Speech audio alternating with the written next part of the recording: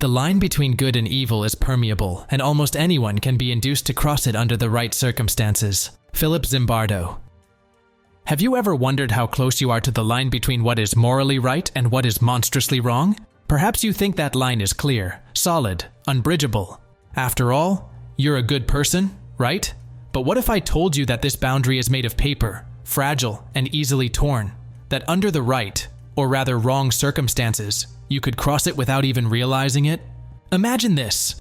You're driving on a chaotic day. Another car suddenly cuts in front of you, almost causing an accident. Your breathing quickens, the blood rushes to your head, and without thinking, you react. Perhaps you shout, honk your horn, or even swear. It's only an instant, but at that moment, you crossed a line. You let irritation take over. You didn't plan it. You didn't want it, but the context made you react that way. Now, transport this logic to a more extreme situation. You're put under pressure. Perhaps your safety, your job, or even your life is at stake. The rules you know begin to disappear, and no one is looking. The circumstances seem to justify the unjustifiable. The question is, would you still be the person you believe yourself to be? Or would you be dragged into an abyss you didn't even know existed? This idea sounds uncomfortable, perhaps even absurd, but here's the truth. No one is as far from evil as they like to believe. The book The Lucifer Effect by Philip Zimbardo punches this illusion in the face. He confronts us with an unsettling truth. You can be either the hero or the villain, depending on the context you're in. It's not a question of unwavering character, but of the environment you find yourself in. That's hard to accept. After all, it's comforting to think that evil is something external, that it belongs to historical monsters or distant characters. But Zimbardo asks a question that is like an uncomfortable mirror. What if the villain isn't someone else? What if it's inside you, waiting for the right context to emerge? We like to believe that our actions are determined by our essence, by a fixed and unshakable moral code. But this is a myth. Who you are is not a solid rock. It is sand shaped by the wind of circumstances. Who you are on a peaceful day can be very different from who you become in a moment of crisis, despair, or power. Zimbardo calls this the situational approach, and this idea is both liberating and terrifying. Liberating because, if the context shapes us, we can create environments that reinforce the good. So terrifying because, under the right conditions, or the wrong ones, anyone can fall, including you. One of the most striking examples Zimbardo brings us is that of Ivan Chip Frederick, a typical American who grew up playing baseball and eating apple pie. An ordinary, decent man with a stable life. But when he was placed in the brutal context of Abu Ghraib, the infamous prison in Iraq, something inside him changed. Frederick, like so many other soldiers there, went from an ordinary citizen to a perpetrator of atrocities. He wasn't born a monster. His environment turned him into one. If that happened to Frederick, what's to stop it happening to you? Do you think it would be different? It's easy to believe so. But is it true? This is not just a philosophical reflection. It's a call to conscience. If we understand how evil emerges, we can recognize it before it infiltrates our own actions. We can resist rather than fall. But to do so, we must first admit something that is hard to swallow. Evil is not a distant force. It lives inside all of us, and all we need is a push, a context, for it to manifest itself. This journey we're going to take together isn't comfortable, but it is necessary. We're going to explore how context turns ordinary people into monsters, but we will also discover how to resist. Because if we are vulnerable to evil, we are also capable of heroism. The question is, who do you choose to be? How many times have you done something that you knew was wrong, but which seemed so small, so insignificant, that it wasn't worth worrying about? Perhaps you took something that wasn't yours because no one was looking. Or you ignored someone who needed help, thinking, it's not my problem. These little slip-ups seem harmless, but they carry a much greater weight than we realize. Evil rarely begins with great atrocities. It creeps into our lives slowly, hidden in small acts that, in isolation, seem insignificant. Each small concession is like a brick paving the way for something bigger and more dangerous.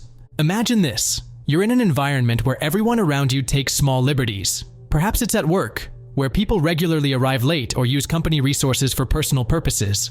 At first you find it strange, but over time, it becomes the norm.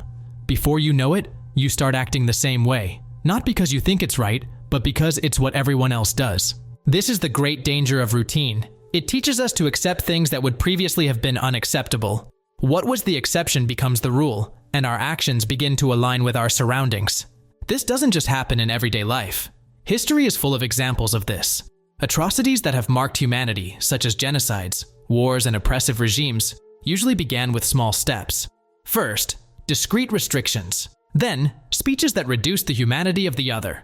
These isolated acts together create an avalanche of destruction.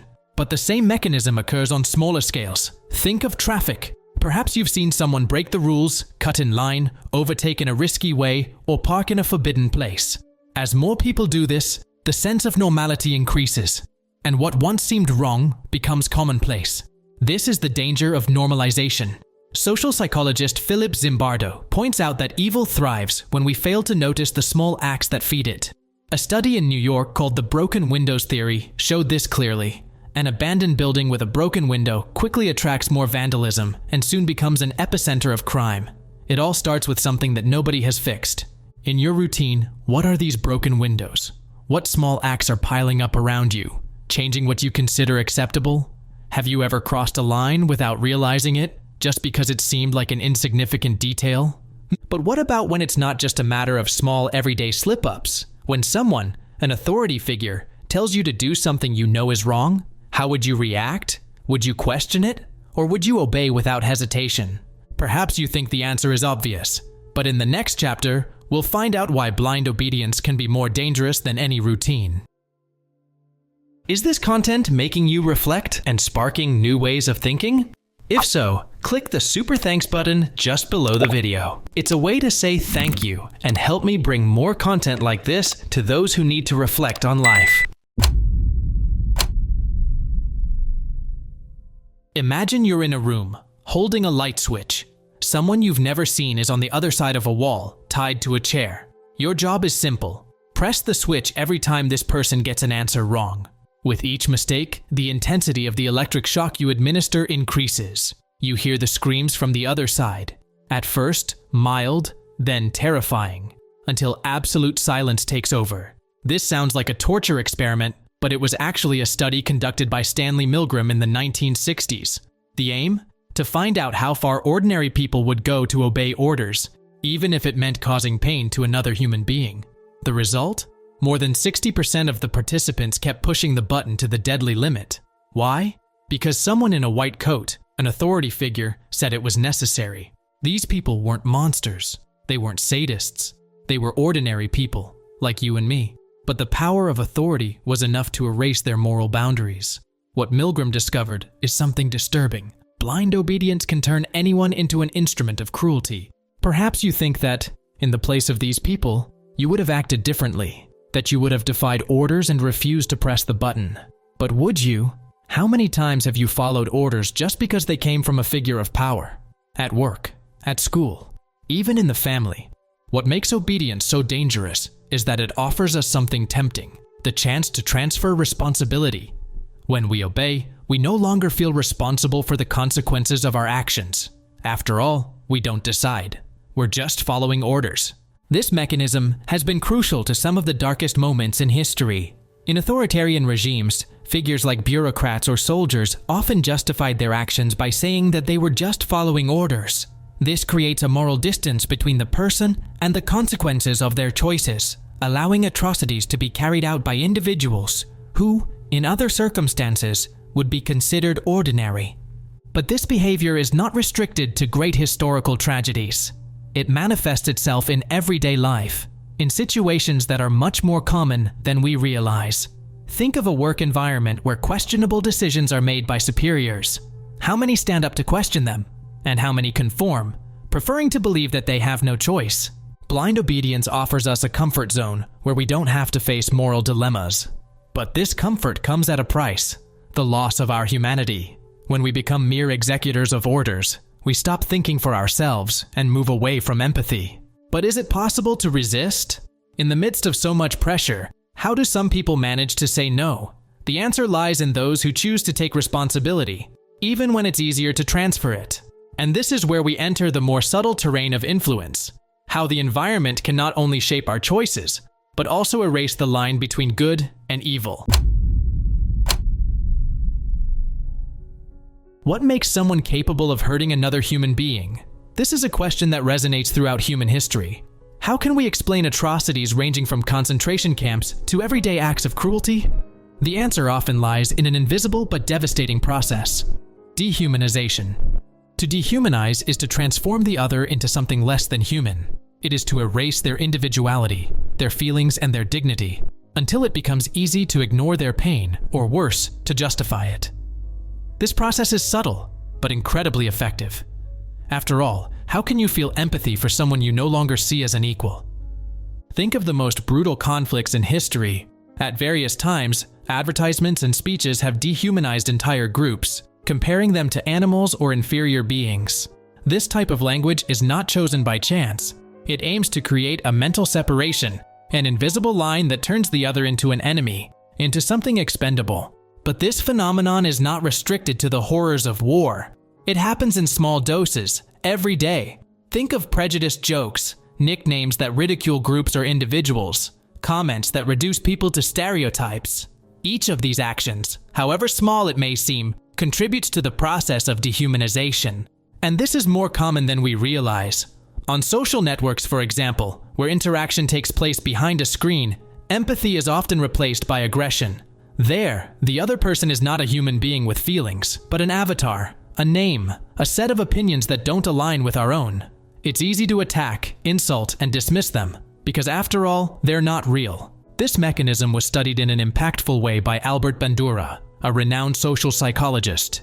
In an experiment, he divided groups of students and put them in a situation where they had to punish other participants with electric shocks.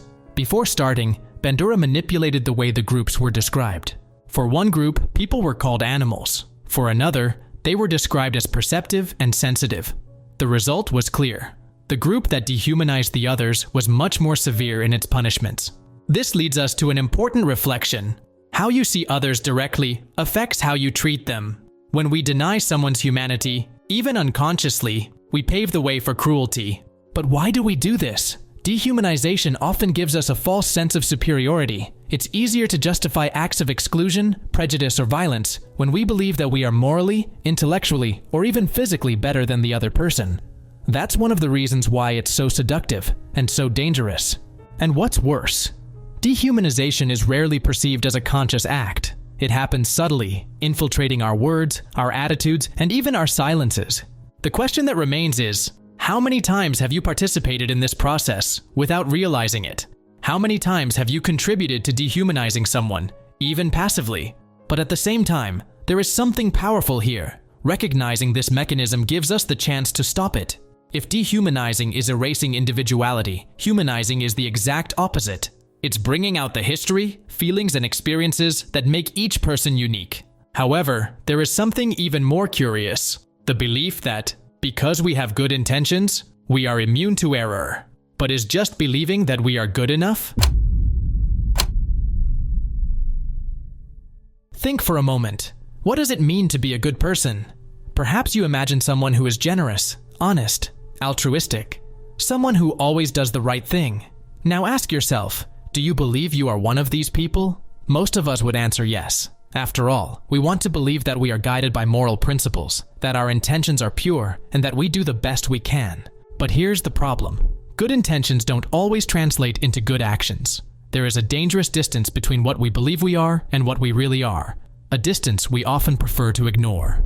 Lewis, in Letters from a Devil to His Apprentice, captures this idea brilliantly. He describes how people can spend their whole lives believing that they are good, while their daily actions tell a completely different story. In the book, Screwtape, an experienced demon, advises his nephew on how to lead humans away from God and goodness. He explains that it's not necessary to make someone commit great sins. It's enough to distract them, to convince them that small faults don't matter. And that's exactly how it works. We create fantasies of goodness in our minds, imagining that we would be heroes in extreme situations, that we would defend the just, that we would fight for what is right. But in everyday life, we neglect the small actions that really define our character. Imagine someone who dreams of making a big donation to charity one day, but passes a homeless person asking for help and does nothing. Or someone who believes they are a fair person, but ignores injustices in the workplace because they don't want to create problems. These contradictions are not just common, they are a deeply rooted human trait. Philip Zimbardo describes this phenomenon as moral licensing. When we do something good, we use it as a justification to relax our standards in other areas. Think of the person who donates to a charity campaign and then acts rudely towards a colleague. The goodness we imagine we possess gives us silent permission to fail in smaller moments, and that's where the danger lies. But why do we do this? Part of the answer lies in the way we construct our identity. We like to see ourselves as potential heroes, ready for great gestures. But those grand gestures rarely happen. What really shapes who we are the small acts, the words we choose, the decisions we make when no one is looking, the sacrifices we make without expecting recognition. However, the illusion of goodness is comfortable. It protects us from the weight of responsibility. When we believe that we are good simply because we have good intentions, we avoid confronting our own shortcomings. We don't need to look back at the times when we were impatient, selfish, or indifferent. Instead, we cling to the idea that deep down, we are decent people, even if our actions say otherwise. And when the environment around us challenges us to act, when we are faced with difficult choices that demand courage and sacrifice, these moments not only test our morality, they reveal who we really are. Why do some people give in to evil while others resist it? It's a question that challenges our understanding of human morality. After all, if the environment has so much power over our actions, how can we explain those who, against all odds, choose the path of good?